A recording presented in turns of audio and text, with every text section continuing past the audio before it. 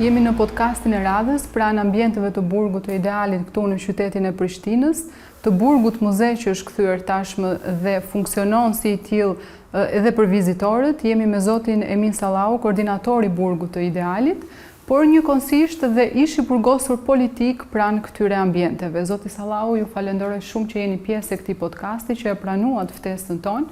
Dhe si fillim këtë bashkëbisedim së bashku doja ta nisja me simbolikën e emrit të këtij muzeu që është kthyer tashmë të këtij burgu, sepse siç e dim të gjithë ne që ky ka qenë burgu hetues i qytetit të Prishtinës, por ka marrë një emërtim tjetër pas luftës së fundit, duke u quajtur burgu idealit. Çfarë simbolizon ky emër? Çfarë do të thotë?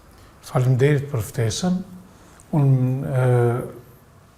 Ky muze i burgut të Prishtinës, i cili është hapur në vitin 2022, ka qenë një kërkesë e kahershme, sidomos pas luftës normal. Shumë ishte burgosur, por edhe qytetarë kanë pas dëshirë që ta shohin ndërtesën, ndërsa kërkesa e ishte burgosur ka qenë që të shndrohet në një muze. Institucionet e Kosovës, në këtë rast Ministria e Kulturës, edhe Ministria e Drejtësisë vendosën që kjo ndërtesë të shndrohet në muze. Këtë proces e ka procedu Ministria e Kulturës duke shndruar në Muzetë e Burgut në vitin 2022, më saktësisht pas konsultime të shumta me shumë faktorë, sidomos me shoqatën ishte burgosur politik, edhe si rezultat i konsultimeve të shumta ka ardhur në përfundim edhe emërtimi Burgu Idealit. Arsyeja pse u ka vënë emri Burgu Idealit është se të gjithë ishte burgosurit politik këtu kanë ardhur për idealet e tyre, janë burgos, edhe ju kanë nështruar torturave, edhe ju kanë nështruar regjime të fortë, pushtetit atëhershëm jugoslave dhe serb, edhe si rezultat e kësaj u ka vënë ky emër. Është fat i madh që ndërtesa ka shpëtuar si e tillë, si objekt ka shërbyer si burg deri në vitin 2015, që nga atëherë është braktisë sepse në ndërkohë është ndërtuar objekti i ri i burgut të Prishtinës, i cili është meseli në fshatin Ajvali në afërsitë të Pallatit të Drejtësisë. Çfarë simbolizon ky burg për shqiptarët e Kosovës, për qytetin e Prishtinës, për vizitorët gjithashtu? Në fakt, kjo ndërtesë, ky muzeu i burgut është një histori në vete për të gjithë ishte burgosurit dhe për popullin shqiptar, sepse në këtë ndërtesë mendohet që të bartën të gjitha rrëfimet dhe përjetimet e ishte burgosurve në tërë ish Jugosllavinë, sepse nuk mund të hapim muze të shumë të tillë, andaj qëllimi i këtij muzeu, domethënë veprimtarisë që do ta ushtroj në të ardhmen është që të përshkruhet në përgjithësi fati i popullit shqiptar në përgjithësi edhe ishte burgosurve në veçanti, duke përshkruar edhe përvojat individuale, po edhe ato kolektive që i ka përjetuar populli edhe ishte burgosurit politik. Në cilin vit jeni vendosur ju këtu pranë këtij burgu? Saktësisht, unë jam arrestuar me 27 janar në vitit 1997, edhe këtu jem sjell nga një stacion policor në qytetin e Obilisit, jem sjell në natën mes 27 dhe 28 janarit.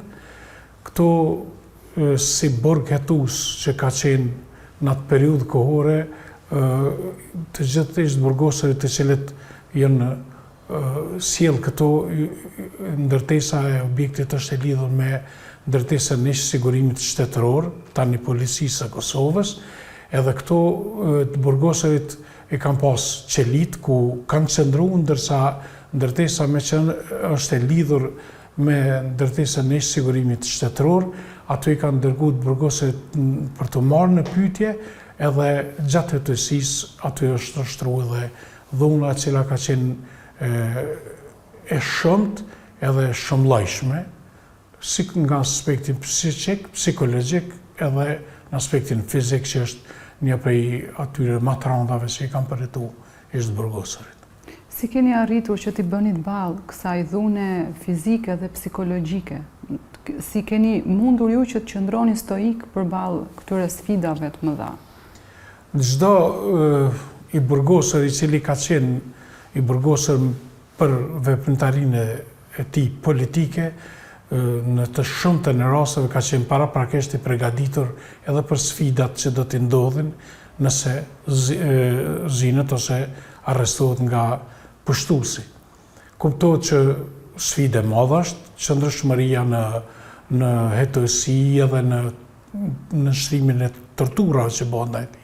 Mirë po, ajo që e thamë në fillim të ndërlidhë me emrin ideali ka qenë ai që i ka majt burgosurit të jenë më të qëndrueshëm edhe të besojnë se me qëndrueshmëri do të mundin me arrit qëllimin i cili ka qenë jo individual, po kolektiv, sepse çdo i burgosur është arrestuar edhe për veprimtarinë e vet për shkak të ndërrimit të statusit të kombit shqiptar brenda në fillimisht ka qenë brenda ish Jugosllavisë, sepse kemi të bëjmë me gjeneratat e tëra të ish burgosur politik, të cilët që nga pas lufta e dytë botërore në vazhdimsi kanë vepruar duke mos u pajtuar me fatin e kombit shqiptar i cili ka mbetur robërum nën ish Jugosllavi, edhe padrejtisht është shtruar dhunë, terror, edhe në vazhdimsi janë cenu të drejtat elementare, të cilat edhe ato pak të drejta që i ka fitu, gjithmonë është dashur me gjak me i fitu. Po thuaj se të gjithë të burgosurit politik që kanë qenë brenda këtyre ambienteve kanë pas një ideal të njëjtë. Cili ka qenë ky ideal?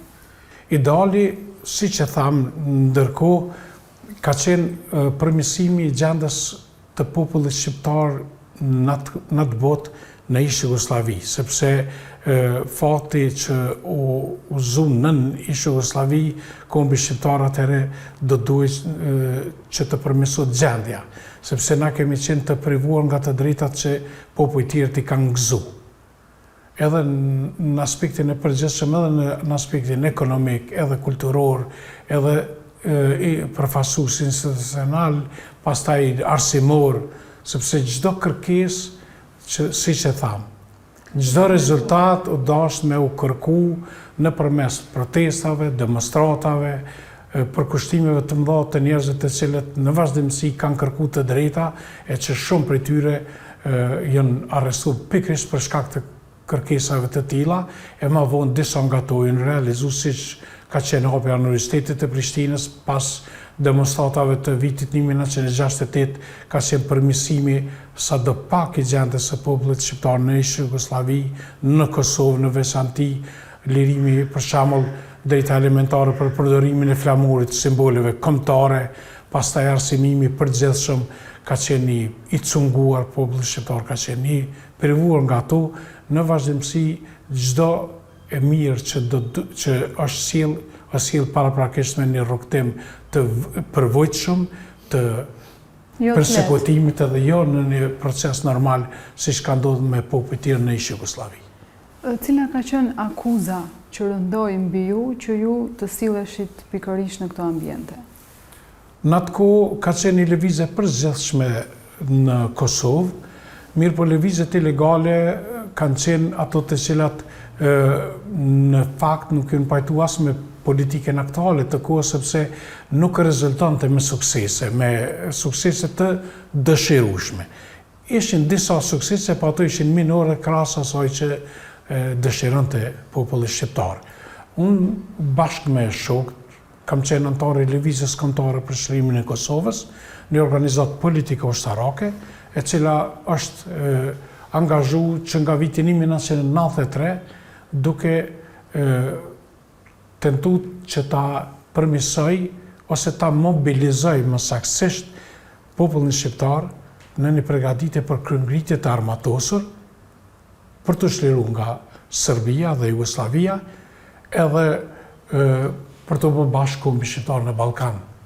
Këtë rast me Shqipërinë, kuptohet, me shtetin Am, edhe serioziteti i kësaj kemi përjetu për ndjekje të përgjithshme duke u arrestu ko pas ko disa ka antartë e lëvizjes kombëtare për çlimin e Kosovës, kemi pas edhe organin që kemi botu dhe kemi shpërnda në formë të ilegale në atë kohë, kemi shpërnda në për tërë teritorin e Kosovës, ka qenë çlirimi, një organ, një gazet që kemi shtyp, duke e përshkru në vazhdimsi në përmes artikujve të shumt edhe kërkesat që i ka populli shqiptar për përmirësimin, për përgatitjen e luftës ose kryetitës së armatosur.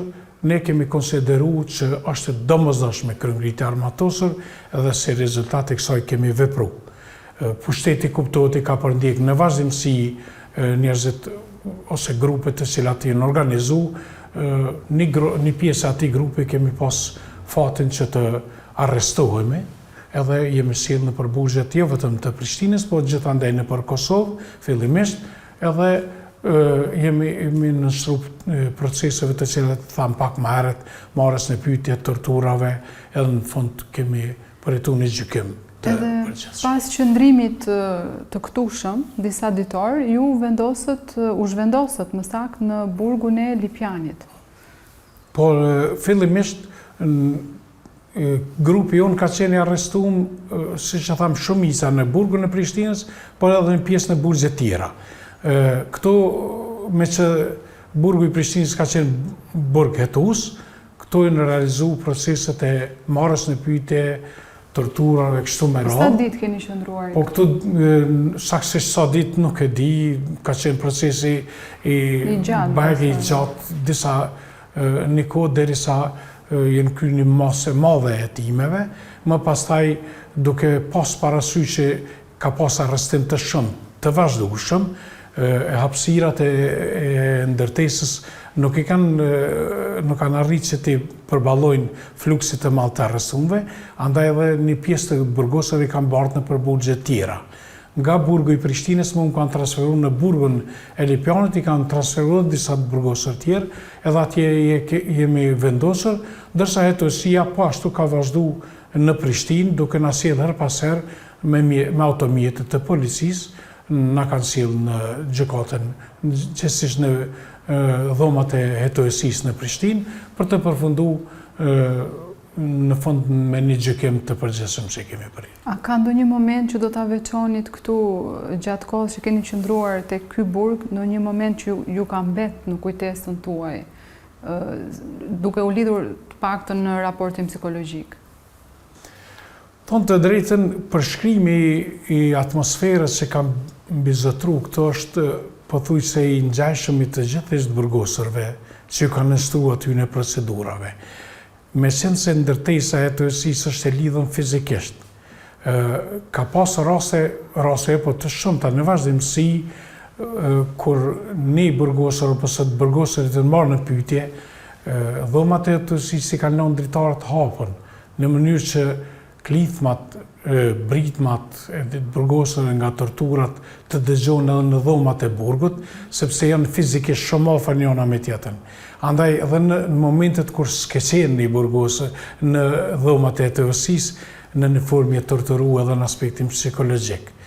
Më pastaj ne kemi pas rastin kur një nga burgosërit edhe ka vdek nga torturat, ka qenë besnik Restelica nga Podjeva, i cili ka qenë inxhinier, edhe pas torturave të shumta ai nuk ka arritë të mbijetojë tortura. Kjo pak a shumë e përshkruan edhe nivelin e torturave që është ushtruar ndaj burgosërve, sepse ka qenë në atë periudhë kohore ka qenë një arrestim masiv të burgosërve, me sa kujtoj për pak ditë janë arrestuar përmi 200 individ, njerëz të grupeve të ndryshme, e që një numër e tyre ka rezultuar që nuk ka qenë aktive dhe i kanë liru, mirë por një pjesë e madhe, paralelisht në atë kohë kemi qenë dikon 3 grupet mëdha të cilat kanë qenë të arrestuar, grupi, siç e thamë, Lëvizja Kombëtare për Çlimin e Kosovës, ka qenë grupi i UÇK-s, siç quhej Najt Hasani, grupin tonë ka udhëheq Arnik Linako dhe ka qenë grupi i Adem Jasharit, po domethënë kanë qenë grupe të ndryshme të cilat njëkohësisht janë edhe në nështruar tortura, po edhe në mbajtje gjyqe. Dallimi vlen të theksohet se gjyqet të cilat janë marrë në atë kohë janë përshkruar me një nuancë me një performancë pak më ndryshe se më herët.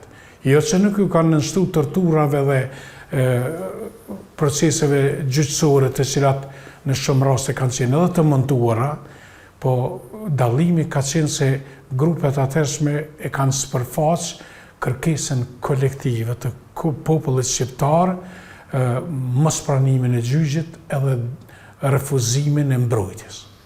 Siç ka qenë rasti me grupin e LKSK-s, i cili e ka shpall gjyqin serb si gjyq të okupatorit edhe të burgoserit, të gjithsesi të akuzuarit nuk i mbrojt para gjyqit, duke e bën një veprim i cili ka qenë dëshirë gjithë popullore, kuptohet e popullit tonë, po duke pas parasysh rrethonat që i thamë që jenë pjek kushtet për me organizu një kryengritje e armatosur atëre, kjo ka kulmu edhe me një refuzim të organeve, duke i shpallë si të huajet, duke e mobilizu kështu edhe në atë aspekt popullin për me u përgadit për një ndarje të përgjithshme, të përhershme nga pushteti serb, nga pushtuesi serb. Doja të kaluja tek një pyetje tjetër, si ka qenë ajo lidhja gjatë kohës që keni qëndruar në burg, tashmë në burgun e Lipjanit, ku keni qëndruar dhe më gjatë, si ka qenë lidhja me botën e jashtme? A kishte një fije shprese për botën përtej hekurave dhe le të themi për botën përtej hekurave, por njëkohësisht edhe lidhja me familjen, raporti familjar, sepse nuk ka qenë bashkë lehtë për një të burgosur që pas kishte lënë edhe familjen. Ju atëherë keni qenë 30 vjeçar, babai 2 fëmijëve, bashkëshorti një gruaje, djalë i një nënë me radhë. Është një fakt i cili nuk do duhet të neglizhohet, sepse shpeshherë mirë me mend dhe vetë. Fati i individit po se po ky ka qenë fat kolektiv. Domet nuk kanë qenë vetëm ndaj ose lëndimet, ose torturat e quajmë, nuk kanë qenë vetëm ndaj burgoserit. Dome edhe një gjendje të rënde kanë përjetuar edhe familjarët. Po, patjetër. Familjarët. Ka qenë një disi shumë e rëndë, për shembull, vizita, unë bojnë men vizitën e prindve të mi, të cilët më kanë pa prapa grilave, edhe nuk kanë arrit për shkak të dritës që s'ka emetu mjaft, për shembull në burgun e Lipjanit, prind kur më taku me ta në vizit, menzim e kam pa ftyrën time. Njëjtë e kom pas edhe unë, po unë nga errësira ata kanë orë nga jashtë, ku ka pas ndriçim edhe e kam pas një disi shumë të rëndë. Pastaj takimi unë e kom pas një vajzë që la mas diku një 4 muaj tepër e kom pa për herë të parë, edhe ajo atëherë kishte filluar edhe me fol, edhe kur e kom lënë nuk ka ditë me fol, ka thënë një fjalë apo 2, ka qenë një disi e veçantë, po ka qenë fati të gjithëve, edhe ta përjetosh një ndarje të tillë, normalisht që nuk është e lehtë, po ky është edhe çmimi i cili do ta paguhem, sepse kështu ka qenë fati i një populli në robëri. Shpresa kemi pas. Për shembull, e përmenëm gjatë bisedës, ne kemi pas një organ që kemi shtypë dhe kemi shpërndarë çlirimin. Gjatë qëndrimit në burg, një ishte burgosur hyrin e sollën në dhomën time dhe ndër të tjera më tha, para javën e kaluar është shpërndarë çlirimi. Çlirimi ka qenë gazetë? Gazetë, e cila e ka shpërndarë Lëvizja Kombëtare për Çlirimin e Kosovës. Gazetë shqiptare? Gazetë shqiptare, ekskluzivisht organ i Lëvizjes Kombëtare për Çlirimin e Kosovës. Kjo ka qenë një prej lajmeve më të mira që kom dëgju për shembull gjatë qëndrimit në burg. Sepse në atë kohë jemi fregu se jemi dëmtu shumë. Edhe pse i shumë arrestu një numër i madh njerëzve, ajo që na erdhi lajme që ka dalë prapë çlirimi, për neve ka qenë shumë e rëndësishme të madhe. Edhe jemi gëzu për arsye se kemi qenë të bindur se rruga jonë nuk ka shkëputje, nuk do të pritet, edhe do të triumfojmë. Me që jemi në këtë kontekst, çfarë përmbante kjo gazetë? Kjo gazetë cila ishte përmbajtja e saj? Kjo gazetë në përgjithësi e ka pas qëllimin e përgatitjes së popullit për ngritjet armatosur. Arsyeja pse është para përgatitja sepse askush nuk mund ta bëjë një veprim pa qenë i para përgatitur. Për këtë arsye shumë nisma kanë sukses kur kanë para përgatitje të mirë. Ne kemi menduar se populli shqiptar nuk është mjaft i përgatitur për kryengritjen armatosur, sepse ka qenë një hamendësi se si do të arrijmë deri te çlirimi. Siç e tha më herët, ka qenë lëvizja e pacifiste që është quajtur në atë kohë, e cila ka qenë udhëhequr në atë botë nga elita atëhershme e popullit shqiptar në Kosovë, edhe si rezultat e kësaj shumë njerëz kanë menduar që është ajo rrugë e vetme. Mirë po, ato që ndodhen në ndërkohë, lufta në Sloveni, në Kroaci, në Bosnë e Hercegovinë, ishin indikacione të sigurta se rrugtimi për me ardhur deri te çlirimi është i domosdoshëm nëpërmes kryengritjes armatosur. Për këtë arsye, këtë artikujt në përgjithësi kanë pas këtë qëllim, që në aspektin psikologjik të përgatitet populli se rrugtim tjetër nuk ka. Për këtë arsye, dalja këtij organi gjatë qëndrimit tonë në burg ka qenë një rezultat shumë i mirë dhe i gëzueshëm për ne. E kuptoj. I rikthehemi edhe një herë kontekstit të bisedës të mëparshme. Pyetja e radhës për ju është, a ka ndryshuar qëndrimi juaj ndaj kauzës për të cilën ju luftuat? Thonë të drejtën, hapi parë vendimtar që shumë i rëndësishëm është çlirimi. Çlirimi është realizu. Shumë njerëz nga perspektiva e sotshme mund tentojnë ta korrigjojnë. Secili ka të drejtë ta korrigjojë, por gjithmonë jam i tharë i trajtimit të temave në kontekstin kohor, se si ka ndodhur në kohën e atëhershme, andaj shpeshherë nëse e flasim nga prizmi sotëm edhe mund të gabojmë. Kuptohet që ne nuk jemi të kënaqur me gjendën që e kemi. Por që jemi shliru. Kemi pas qëllim bashkimin me Shqipërinë. Ne jemi të bindur, unë personalisht jemi i bindur që një ditë do të ndodhë një gjatë tillë, sepse është e natyrshme. Çdo gjë që është e natyrshme edhe ndodh, edhe do të ndodhë. Shumë njerëz edhe nuk kanë besuar që do të shkëputemi nga Jugoslavia dhe Serbia, po ja që ka ndodhë. Ka ndodhë sepse ka qenë rezultati gjeneratave të tëra. Askush nuk mund të mëton, të tenton të japë rezultat gjeneratës së vetë, sepse gjeneratat të tëra kanë bë që na me u pjek, nëse mund të themi ashtu, në një stad të tillë që ta ngrisim nivelin që kemi pas si fat që jemi të asaj kohe, edhe kemi përjetuar kthesën e madhe që quhet çlirim ose ardhja e lirisë. Ju me shumë përpjekje të përgjakshme, dua të them, e fituat lirinë. Por çka po bëjnë shqiptarët e Kosovës me lirinë tashmë? Apo e mirë përdorin atë? Shpeshherë edhe në jetën e përditshme njerëzit edhe me ato çka i fitojnë nuk dinë mirë të menaxhojnë. Ne kemi të bëjmë të me një menaxhim jo të mirë, shpresoj që kjo do të kalon si fazë, sepse është domosdoshmëria ajo që do t'i detyron njerëzit që të mirën më seriozisht me vendin e vet.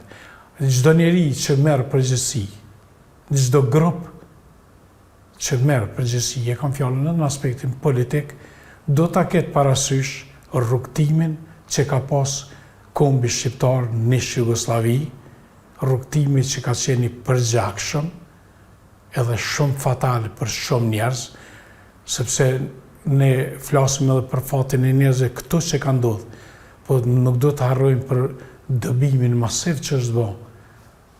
Largimin e shqiptarëve të cilët në faza të ndryshme largu nga Jugoslavia, nga tërë territori i Jugosllavisë, nga Kosova në veçanti, sidomos në vitet e 50-ta, sepse pushteti atëhershëm jugoslav e ka ringjallë marrëveshjet mes Jugoslavisë dhe Turqisë në vitet e 50-ta, duke e reaktualizu dëbimin ose shpërngullin e shqiptarëve për në Turqi.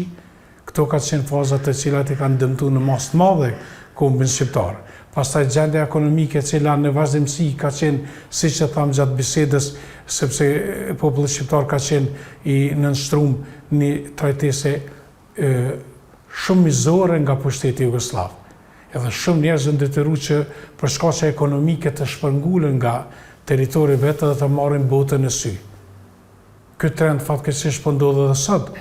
Po nuk mund t'i atribuojmë fatin të tjerëve gjithmonë. Këtë rast një pjesë të madhe të fatit do ta pranojmë, ta marrim me vete edhe ata të cilët marrin përgjegjësi do ta kenë ta shumë parasysh sepse nuk jetojnë vetëm për periudhën e vet edhe për kohën e vet, edhe për familjen e vet. Duke qëndruar te koncepti i lirisë, cili do të ishte mesazhi juaj për gjeneratën e re në lidhje me lirinë? Si duhet ta përdorin ata lirinë? Ndodh shpeshherë që kur kemi vizitor, sidomos ndërkombëtar, e kemi këtë termin liri, konceptimi se e kuptojmë na lirinë. Për shembull, shpesh më ka ndodhur me ju thonë që ju nuk e kuptoni aromën e lirisë, si vjen era lirisë. Ne e kuptojmë, pse se kemi nga robëria kemi kaluar në liri. Fati i madh i gjeneratës së re është që kanë lindë në liri. Edhe ne urojmë që kur mos të kalon askush në një periudhë çfarë kanë kaluar gjenerata të tëra, përfshi edhe ne në atë periudhë kohore. Këta urojmë që të jenë të kujdesshëm, të punojnë, të mësojnë, të japin kontributin atdheut, sepse atdheu për atdheu nuk është kontributi periodik. Edhe nuk ka pauza, nuk është atdheut nuk është shërbet me korrespondencë. Është permanent. Deri në frymën e fundit çdo njeri ka obligim ndaj atdheut. As më tepër ata të cilët marrin përgjegjësi për atdheun. Gjeneratat e reja mbetet me punu, me mësu, me u eduku, edhe me shërby atdheut në për institucionet edukative, arsimore, shkencore, sportive, çka jo, sepse na u kanë qelë dyrt. Janë hapë dyrt për me u përfaqësu. Edhe secili njeri, secili individ në veçanti, edhe ata grupor, do ta kenë parasysh se rrugtimi për marrë deri te kjo mundësi ka qenë shumë i mundimshëm për gjeneratat të tëra. Liria është dhuratë shumë e madhe, një çmim shumë i madh, të cilin do ta vlerësojmë, ta çmojmë, ta kultivojmë, edhe brezave të ardhshëm t'i lëmë një trashëgimi të mirë. Duke qenë drejt fundit të bisedës tonë në këtë podcast, dua që të ndani me ne disa perspektiva në aspektin e përjetimit, ashtu si e theksova dhe më parë në prezantimin tuaj që keni qenë një ish i burgosur, e tashmë jeni koordinator i këtij burgu ku pikërisht keni qenë dhe i burgosur këtu. Thonë të drejtën, kur është më tu për herë të parë me u shëndru në muze, kur është ta për herë të parë, më kanë ftu, edhe më kanë nga Ministria e Kulturës, edhe më kanë pyet a mundesh me ardhë, se kemi me hapë një javë ditë, kemi planifikuar me hapë ndërtesën e Ishburgut, edhe ti si ish i burgosur, do të kishim pas dëshirë me prit vizitorët. Ishte hera e parë që hyra në ndërtesë. Edhe fillimisht erdha e vizitova dhomën ku kam qëndru në katin e dytë, dhoma numër 10 ka qenë. Pak u ambientova, sepse ka qenë një ndjesi, sikur çdo njeri që do ta kishte besoj ndjesinë e ngjashme të kthehet në vendin ku dikur ka pas përjetime kretjera. Edhe me kënaqësi kom prit njerëzit të cilët ju mundu edhe mundohem në vazhdimsi t'ja përcjell përvojat jo individuale, po ato kolektive, sepse ky ka qenë fat kolektiv. Po nëpërmes përshkrimit të ndonjë detaj edhe mund të kontribuojmë që njerëzit ta marrin informatën e duhur për ato që kanë përjetuar të burgosurit. Kjo tani më vonë u shndru edhe që është shpallë si muze dhe si objekt në mbrojtje të shtetit. Atëherë Ministria e Kulturës më caktuan si koordinatori i muzeut, e kemi pas një ekip të cilin kam qenë si udhëheqës i atij ekipi, e kemi përgatit një ekspozit me disa nga veprat e burgosave politike, të cilin e kemi quajtur Zërat nga qelit, për me ndërlidhë me një pyetje paraprake, komunikimi mes burgosave dhe jashtë. Ai komunikim, bota jashtë me ka qenë një komunikim, si të thuash, edhe shpirtëror edhe imagjinar. Sepse i burgosëri kuptohet e ka ditë për çka ka hyrë aty, ndërsa gjithmonë i ka imagjinu finalizimin e asaj për çka është munduar edhe shokët edhe shoqet, domethënë njerëzit të cilët marrin me atë veprimtari, edhe si rezultat e kësaj e kemi quajtur Zërat nga qelit, sepse komunikimi ka qenë mes botës së brendshme dhe asaj të përtejme, të jashtme në këtë rast, edhe burgosërit kanë pikturu disa nga poezom ambientet e brendshme të burgjeve, poezom e kanë përshkru procesin e vizitës me grilat në mes, pastaj i kanë pikturu antarët e familjes, nipat, mesat, duke imagjinu, disa për tyne edhe i kanë imagjinu se nuk i kanë pas njëherë, po kështu kanë pas dëshirë me i pas, sepse ati që i mungon liria e dëshiron lirin edhe mund të jap edhe imagjinatën e vetë, se si njeri, sikur ne sot që kemi dëshirë të imagjinojmë për një përmirësim të jetës sonë të përditshme, e cila nuk është reale në atë moment, po e imagjinon me konë ma mirë. A ruhen diku këto dëshmi? Shumë nga veprat të cilat burgosërit e kanë kriju në përbuzje të Jugosllavisë, për fat mirë disa janë ruajt, disa nga burgosërit kanë migru, kanë dalë jashtë Kosovës, edhe ata i kanë materializu duke i botu me botimet veçanta.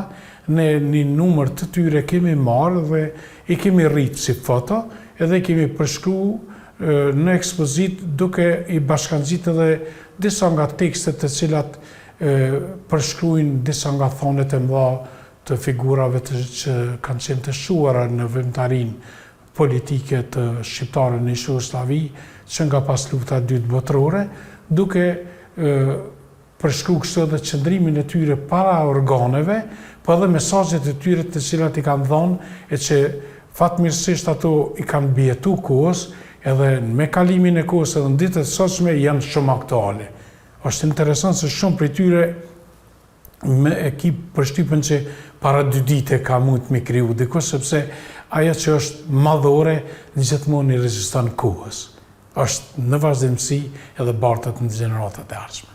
A ka pas këtu figura të njohura të Kosovës që kanë qenë pjesë e këtij burgu në këto ambiente? Po ka pas shumica e figurave të cilat janë emblematike, për shembull Baca Demhaçi, ka qenë Ukshënoti, ka qenë Fazli Grajçevci, mos i mbetem tash mos me harru ndonjë nga figurat, por shumë prej figurave të shquar të popullit shqiptar që ju kanë nënshtruar arrestime, kanë kaluar nëpërmes këtij burgut, edhe burgjeve tjera hetuese që ka pas në Kosovë, e nga këtu janë bartë në burgjet e Jugosllavisë, që tham pak më herët. Edhe një pyetje e fundit, si ka qenë relacioni ndërmjet të burgosurve? Burgosërit në vazhdimsi me ndonjë përjashtim kanë pas relacion shumë të mirë me zotit, e kanë përkrahur njëri tjetrin, edhe nëpërmes gjuhës, e cila ka qenë po ashtu një gjuhë pazakont, sepse ka pas raste që edhe komunikim kanë pas mes dhomave, i koduar, duke godit për shembull murin me goditje specifike të cilat i kanë kuptu veç ata, edhe kanë kriju, ta quajmë një alfabet inexistent, por në fakt ekzistent. Që e kuptoni vetëm ju. Në fakt se kanë nënkuptu vetëm një grup ata njerëz të cilët marrën me veprimtari, e që në një formë apo tjetër kanë komuniku. Ka pas raste kur nëpërmes ndonjë gardianet të cilët kanë qenë bashkëpunues, mos harrojmë faktin se ka pas edhe gardian të cilët e kanë bashkëndi fatin e njerëzve të burgosur, të cilët kanë qenë pjesë të kombit shqiptare që ju ka ardhur shumë keq, pa ata kanë qenë të punësuar, edhe kanë ndodhur që edhe kanë bartë informata nga dhoma në dhomë duke i tregu që shokujt është mirë me shëndet ose kështu me radhë. Një ndërlidhe, po grupet në përgjithësi e kanë përkrahur njëra tjetrën sepse caku, shënjesta kryesore ka qenë e përbashkët, përmirësimi i gjendjes së kombit shqiptar, statusit të kombit shqiptar në Jugosllavi, edhe definitiv në finale çlirimi nga robëria edhe ardha e lirisë e cila ndodhi në vitin 1999. Zoti Sallau, unë ju falenderoj shumë për bisedën që patëm së bashku. Faleminderit edhe ju.